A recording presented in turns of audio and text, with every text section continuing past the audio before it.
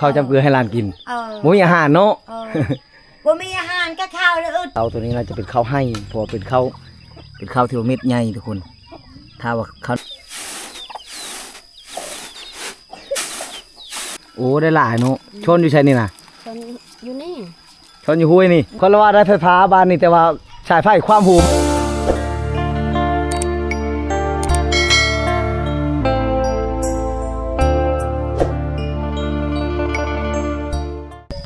ทักทายสบายดีทุกคนสบายดี FC ที่กำลังติดตามรับชมสบายดีกับบรรยากาศยามบ่ายๆนะทุกคนตอนนี้ก็เวลา 13 โมงวิดีโอนี้ครับมาอยู่ที่บ้านอาหอนะทุกคนบ้านอาหอก็เป็นบ้านนึงที่ขึ้นจับจุดชุมละกูเมืองเชียโปนแขวงชวนาเขตเลาะบ่งบรรยากาศยามบ่ายที่บ้านอาหอตามติดวิถีชีวิตของชาวบ้านการดำรงชีวิตของชาวบ้านว่าเขามีกิจกรรมนะท่านเลี้ยงของชาวบ้านก็หลายเลยตุ้ยพอเขาเลี้ยงละในเลยนะทุกคนปล่อยปลาไว้เลยบริพูกเลยนะตัวนี้เป็นห้วยสกีตัวเขาเห็นชาวบ้านเพิ่นชอนป่ากินนี่แหละตัวนี้แหละทุกคนห้วยตัวนั้นแหละมาแต่พูกแหละนะแต่เขาจะไปทางใดนี่เขาจะคว้ามาทางนั้นเพราะว่าเฮิร์นของชาวบ้าน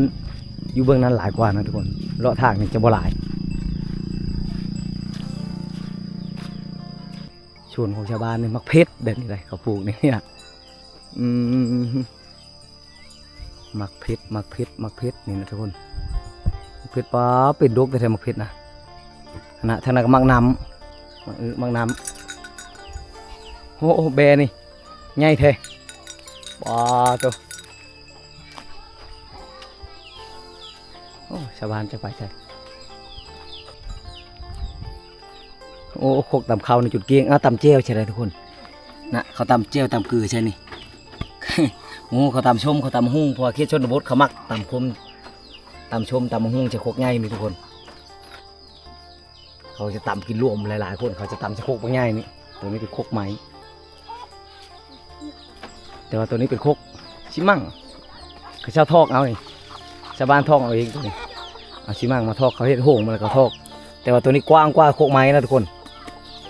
แต่บ่ฮู้เวลาตำมันสิแรกบ่มันสิแรกไวกว่าโคกไม้บ่เขาทอกเอางามดีนะเขาเฮ็ดได้บอลนี้ก็เป็นบอลตามข้าวห่มมาเลยคักเลยนะ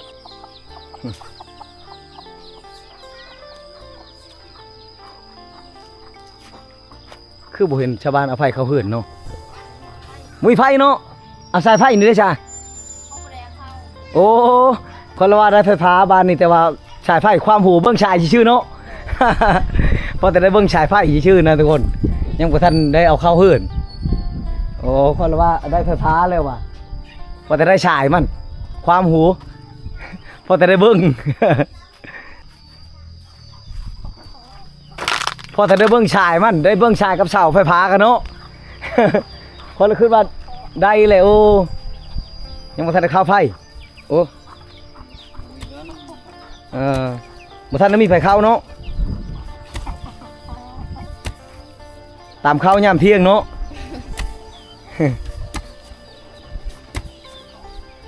คือบ่ใช่ห้องฉีบ่มีห้องฉีเลยเนาะไผก็บ่ได้เข้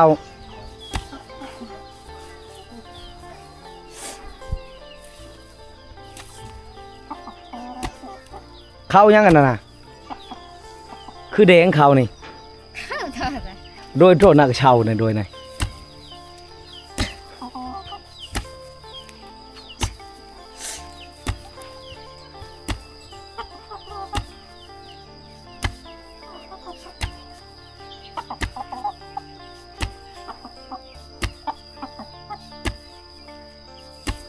มันยังอยู่นี่นะมันโทษไหนแต่ไหนโอ้กระตาสิใช้ข้าว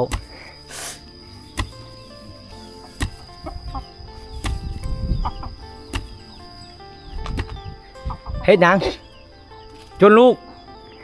พาลูกน้อยมาแต่ให้บ่ ฮ้อนเนาะชังกะชีมันตั้มโอ้ทำได้เฮ็ดเอาแก๊สเอาอย่างใช่เนาะเฮ็ดเพดานลูกนั้นหนอนน่ะคือบอลลงมัดอยู่ตารางพี่ลูกนะเอาลูกมามัดอยู่ตารางพี่ให้มันเย็นลูกนี่ยันลูกหนอนน่ะฮอนได้อยู่หันน่ะมีมัดอยู่ลุ่มพี่จะว่าเย็นได้ รับเสียเนาะลูกกะ ได้ใกล้หลายเนาะช่วยถวยไหมเนาะ Chui nào. ถวยนะ Không có chui. เออ Chui quay bác đi.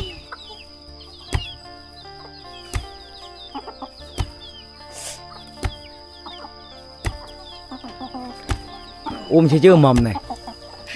อุ้มชื่อมอมเลยบ่ Hạ mường. Ông về. บาชื่อมอมเนาะ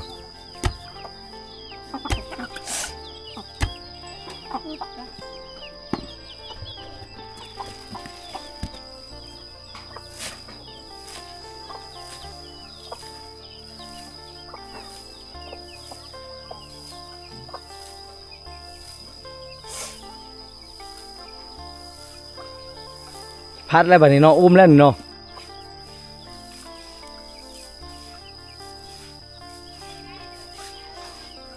คกนี่ก็เป็นคกล่อเอาสิมั่งตะเบิ่มนี่ Nó tạ chớ. อ๋อมันนำมาแลnày Thôi Chừng kìa, bưng sọc sạp sen. เอาชามเชนบ่ได้ชื่อคกนี่ทุกคน Nùa tang ơi. เขาเฮ็ด Chào hồi kìa. แต่เฮินเลยแต่เงินแต่รุ่นนั้นเนาะช่องเชนแต่รุ่นนั้นชามเชน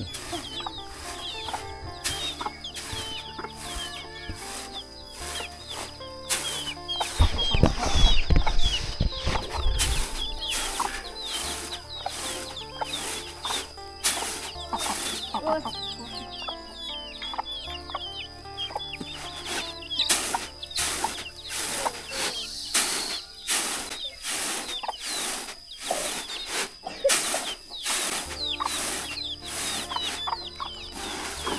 ผู้ชาวมาทำข้าวกินนี่ปุ๊บเลยทุกคน ปลาโคกข้าวเล่นเลยเมื่อกี้นี้เป็นยานนะอายกองเฮากับปลาเลยปลาไปเลยแต่ว่าข้าวมันมีแต่ก้างเลยทุกคนนี่นะนี่ข้าวนี่มีแต่ก้างนี่ชากนี่ก็ชากนี่จะเป็นชากผู้ดีต่ำนะชากเขานี่เฮ็ดเฉพาะเฮ็ดใช้เฉพาะเด็กน้อยนะทุกคน แต่ว่าข้าวตัวนี้น่าจะเป็นข้าวให้เพอเป็นข้าวที่ว่าเม็ดใหญ่ทุกคนถ้าว่าข้าวหน้าน่าจะเป็นข้าวเม็ดน้อยเจ้าของไปแล้วปุ๊บแล้วบ่ตามช้ำบ่ให้เราเห็นช้ำนี่ทุกคนซากอันนี้สำหรับเด็กน้อยได้พอดีให้7-80 เซนเบาขนาดบ่ฮอดโลนะทุกคนประมาณ6-7 ขีดประมาณ6 ขีด 7 ขีดสำหรับเด็กน้อยนะทุกคนเด็กน้อยเขาจะเห็นหูด้วยกันที่ว่าเบิ้งผู้ใหญ่เฮ็ดตัวจริงนะถ้าเห็นพ่อเห็นแม่เห็นไอ้น้องเขาผู้เป็นต่ำเขาน้องก็จะอยากได้ฉากหนึ่งพ่อก็จะเฮ็ดฉากให้แล้วทุกคนเพื่อให้เด็กน้อยเห็นหูในการต่ำเขาได้ฉากมาให้เขาจะต่ำลิ้นต่ำดินตึบต่ำลิ้นตามภาษาเด็กน้อยนะทุกคนพอให้เขาเคยใหญ่มากเขาจะพูดแล้ว8 ปีก็7 ปี 8 ปีถือว่าต่ำได้แล้วนะแต่ว่าอย่างน้อยๆคือถ้าว่าจับช้างเหยาช้างนี่คือเฮ็ดผู้หญิงเป็นเครื่องลิ้นผู้หญิงนะทุกคนเขาจะเฮ็ดแต่น้อยจะลิ้นแต่น้อยนะความจากลิ้นของเขา แต่ก็จะหูถ้าว่าใหญ่ๆเขาจะมาต่ำอยู่นี้ต่ำจะคกนี่แล้วทุกคนต่ำตึกชนิดนี่เขาพอดีต่ำชนิดอันนี้เขาพอดีเลยพอดีกับคกต่ำเข้าเลยนะทุกคนดีกับเด็กน้อย5 ปี 6 ปีเขาย่อชากนี่ได้เลยคือว่าเฮ็ดแล้วนะถ้าว่าเขาจะเฮ็ดย่อชากตัวใหญ่นะแต่บุขึ้นจะได้ชากตัวน้อยนี้ขั้นตอนทำบิดกับลิ้นคือว้าวเลยทุกคนเขาจะลิ้นไปในการถ้าว่าชิ้นเคยแล้วก็จะตำนี่ใช้ผู้เจ้าของเขานี่นะคือบ่มาตำตัวกล้อนั่งบ่กล้อเด้อตาอันมัมเจอตาอันเวทนี่ลูกจุแล ปุ๊บเขายานช้ำใช้ผู้ใดเจ้าของเขานะยานโอ้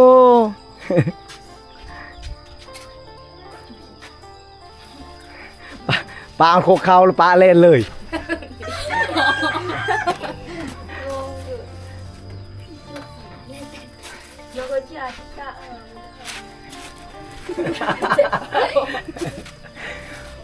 ผู้หนึงไปจะกินผู้หนึงมันบ้องไอ้ทิม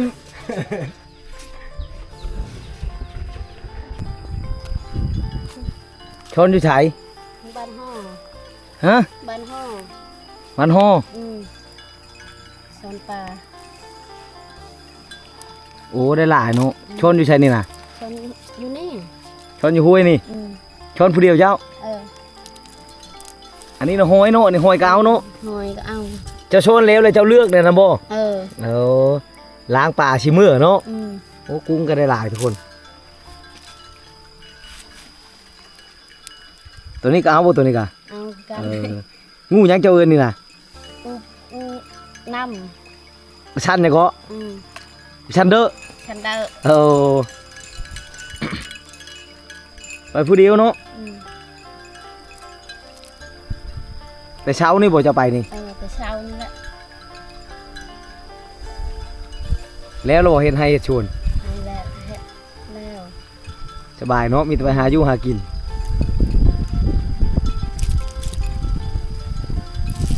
หอยตัวนี้หอยหยังหอยตัวนี้นะ ปัร หอยนกเขา เออ นี่หอยตัวนี้หอยอันนั้นหอยหยังนี่ หอยโลลูก รอลูหอยเล่นคันภาษาลาวเป็นภาษาลาวหอยเล่นลูกแล้วมันเล่นนะเนาะ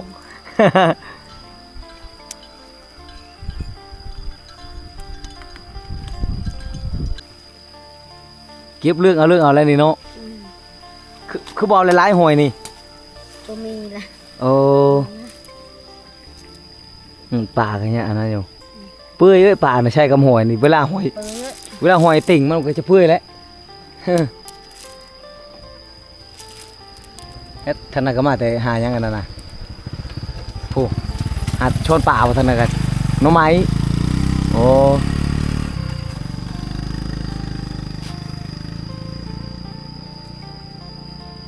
ป่าน้อยๆนั่นน่ะ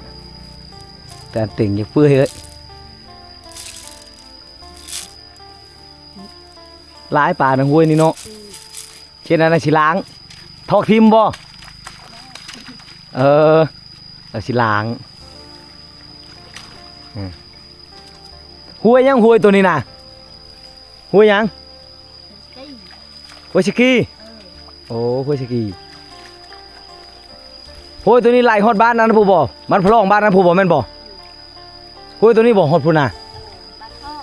ฮอดบ้านฮอนี่โอ้ห้วยตัวเก้าในหลายเถือความชี้หาเถือความบ่ได้ห้วยนี่เนาะมันโค้งไปโค้งมานะทุกคนมันโค้งไปโค้งมาแล้วก็เวลาเขากลับจะน้อยนี่ความแต่ห้วยเก้านี่แหละ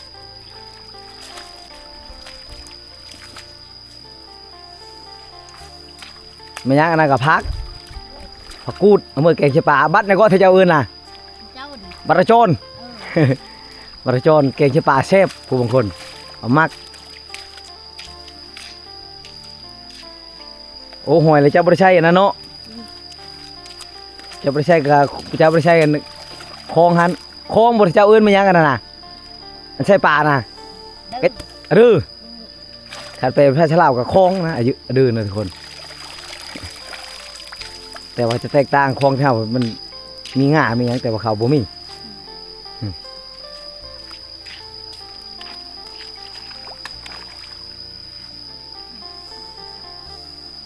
เสียได้น่ะจี้งอก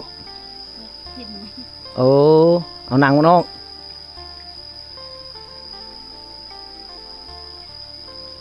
โอ้โหตัวนี้ปลาคือขี้ลายนะบอลเลยโหดปอตัวปลาตัวนี้ถ้าเอาเงี้ยงชนเอาสองคนเอามุงกวาดเอาคือสิได้เนาะ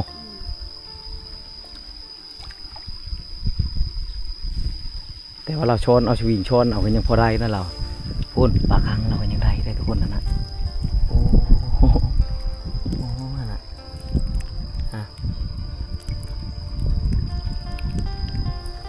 ยังได้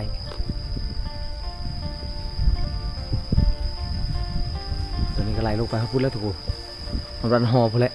มันรันหอนี่ถือว่าช่องเทือชามเทือนะโอ้ยตัวนี้เราลดความนะเพราะว่ามันโค้งไปโค้งมาโค้งไปโค้งมาอยู่ทางรูปนี้จะไปตาดแต่ก็เป็นว่างนะทุกคนอยู่ทางลุ่มพูนะเป็นว่างนั่นนึงเป็นตาดแต่ก็ชาวบ้านก็จะหาช้อนปูช้อนป่าอยู่นั่นแหละทางลุ่มเนี่ยถือว่าหลายป่านะเพราะว่าเราช้อนเราได้หลายเท่าถ้าว่าเป็นเอามุงกวาดคือชิได้หลาย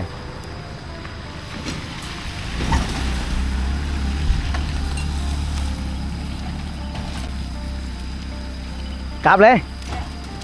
อยู่ใช้เฮือนจากบ้านเจ้าอยู่ใช้บ้านน้องฮอนี่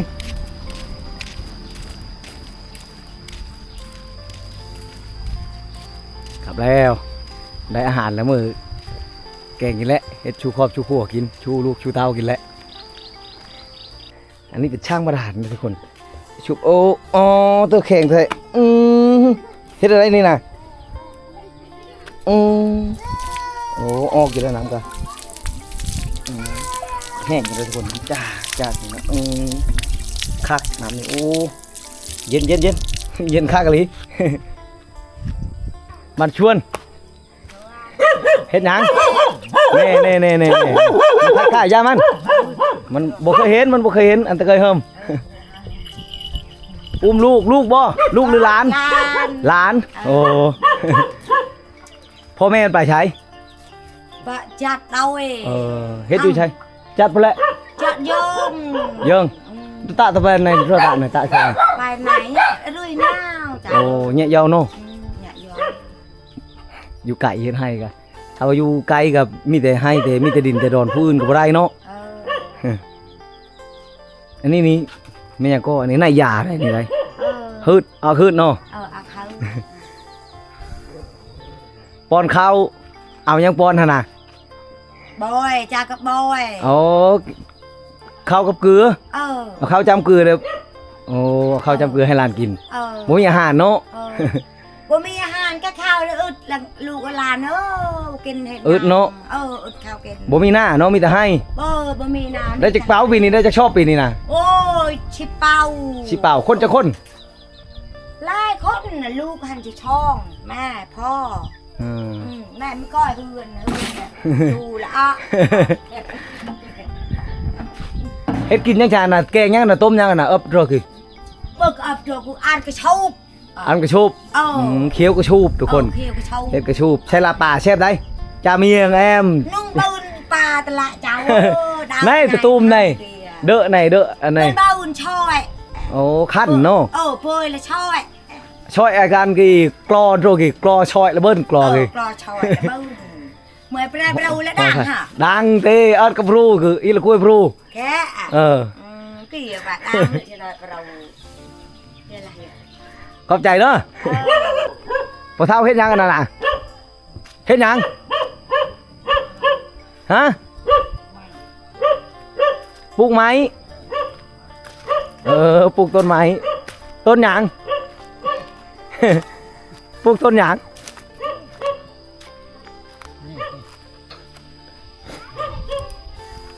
มากยังน่ะต้นหยังนั่นน่ะ มักอันนั้นกินน่ะว่ะ มังเงี้ยวนะ บ่แม่น มังเงาะ เออ มันออกบ่ มันออก เขาว่าอากาศเข็นเฮาเนี่ยมันปลูกบ่ได้นะมันจะตาย บ่ เข็นนี้หนาวๆอยู่เลยได้คืออากาศหนาวเขาว่ามังเงาะ มันออกแล้วครับ ออกเลยเนาะ มัน ปลูกจากต้นหลายต้นเด้อเนาะผู้ หลายต้น แม่นเมื่อแถวนั้นน่ะโอ้ดีปลูกไว้เพื่อลูกเพื่อหลานมื้อหน้า ลูกหลานกิน ถ้ามันใหญ่ท่านเฮาก็กินคือกัน